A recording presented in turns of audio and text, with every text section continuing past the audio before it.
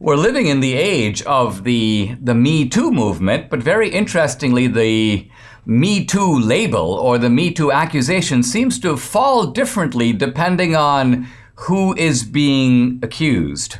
I'm really happy to welcome Tara Reade, who has made accusations of not just sexual harassment, but sexual assault against none other than Joe Biden. And what's remarkable about this is the way that those accusations have been treated in the media.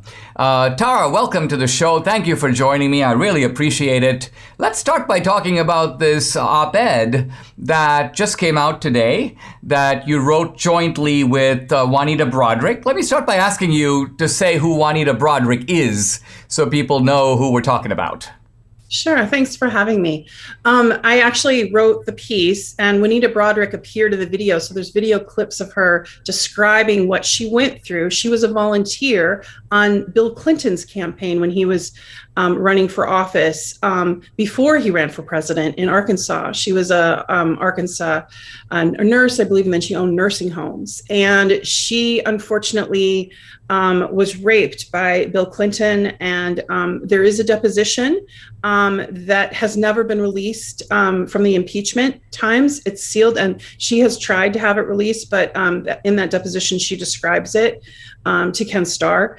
And her story was very, very suppressed. You do see it in some, media. Katie Halper had her on the show. And similarly, Katie Halper had me on, and that was the first place I was able to come forward with a full account of the sexual assault I experienced by Joe Biden.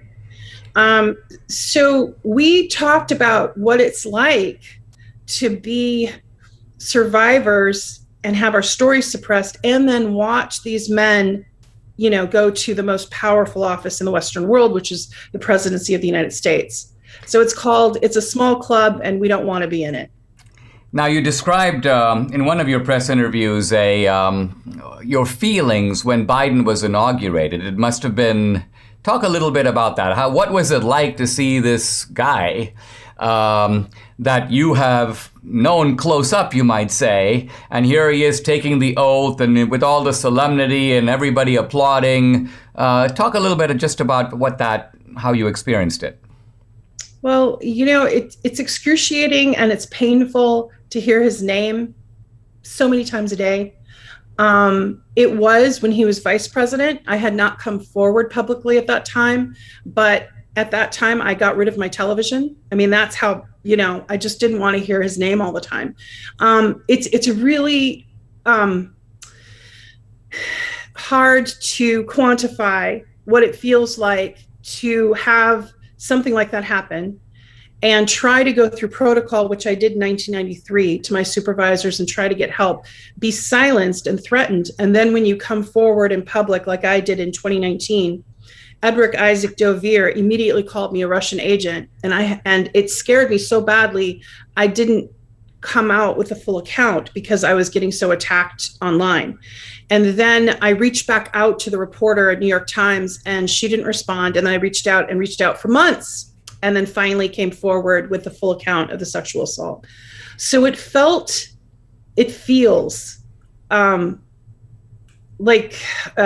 just like you're a ghost in your own life in some ways. It's surreal. And I'm trying to, and Juanita was very helpful in this, and we talked to each other about things that we can do, practical things in our life to help other people, to raise awareness. And that's really all we can do to move forward. Tara, let's talk for a moment about the credibility of your accusation, because this is something that you had described to at least two other people at the time that it occurred. So I want to contrast for a moment your case with, let's say, Christine Blasey Ford. In Christine Blasey Ford's case, it was an accusation that went back 30 or 40 years.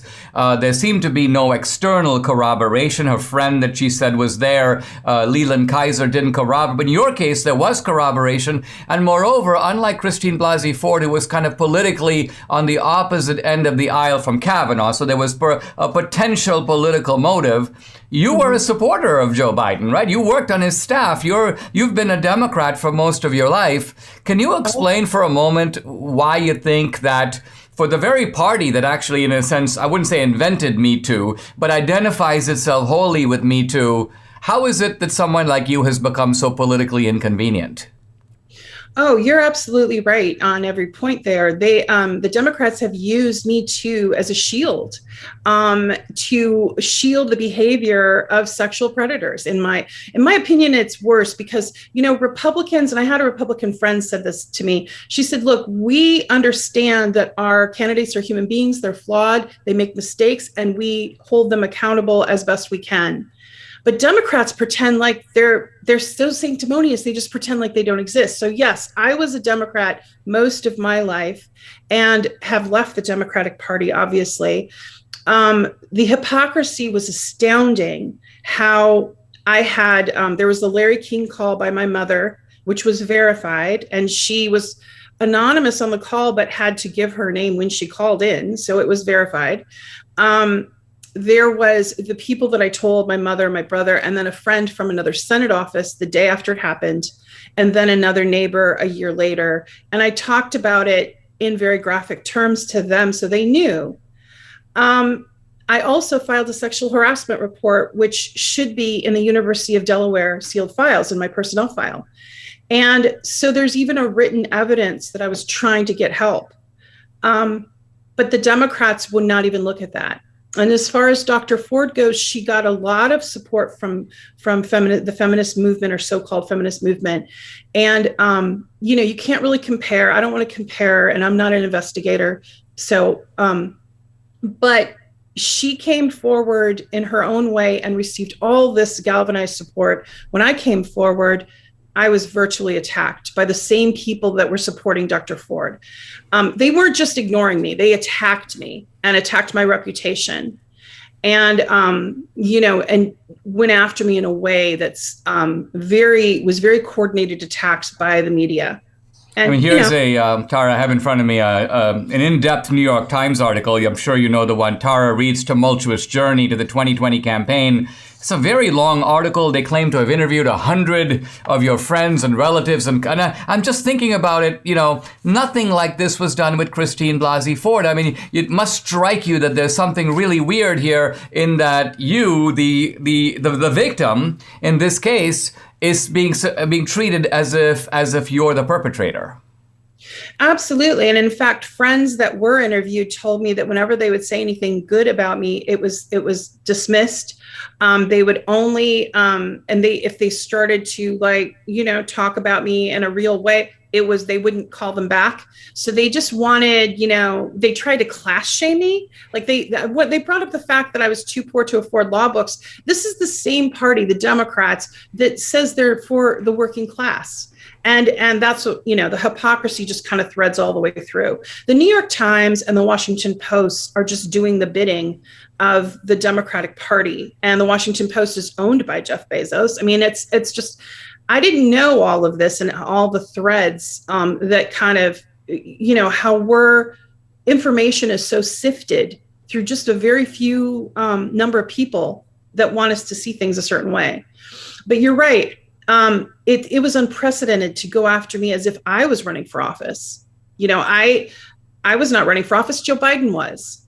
You didn't see any of those articles about him, because if you did, you'd see how many times he had lied in public.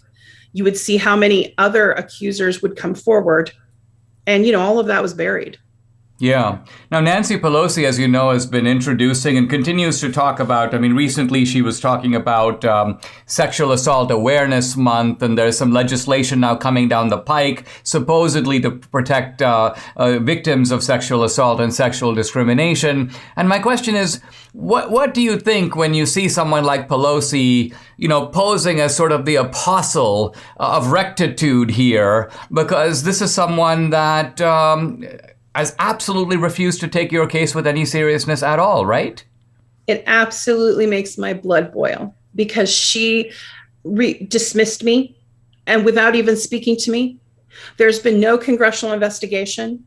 But, I said I would go under oath. And so in 2022 or later on, if there's a change in the Congress and they decide to investigate Joe Biden, I said I would cooperate. And that definitely, it hit a note, because these are people I knew. that I have met. Some of them, I had volunteered for or worked for. So it wasn't just watching the hypocrisy. It was a betrayal of my whole belief system, so to speak, Tara, you have a book, Left Out When the Truth Doesn't Fit. Doesn't fit in which you tell your story. And I recommend the book for people who want to hear firsthand what happened. We haven't gotten into the details, but the details are in your book. Let me ask where this has all left you. Has it influenced you? Has it made you think differently in a larger political sense? I mean, above and beyond the personal. You said you've left the Democratic Party. Do you see yourself as an independent? Have you sort of had it with politics? How do you think of yourself now based on what you've experienced and what you've learned? That's a good question. What's been evolving for me is that I'm an independent.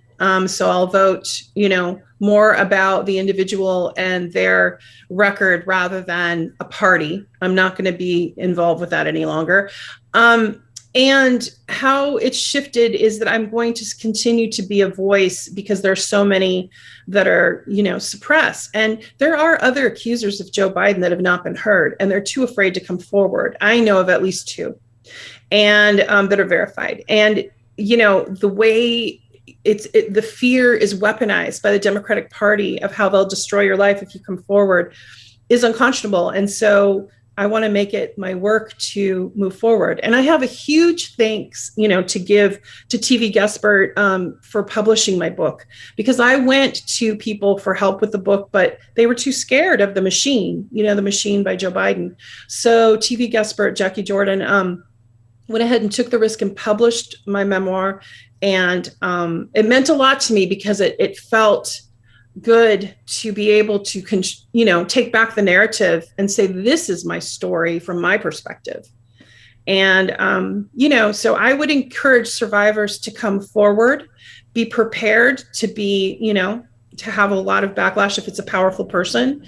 But, there are ways to do it and, safe ways to do it. And I did it and I feel better for it. It's better than holding a secret about a powerful man.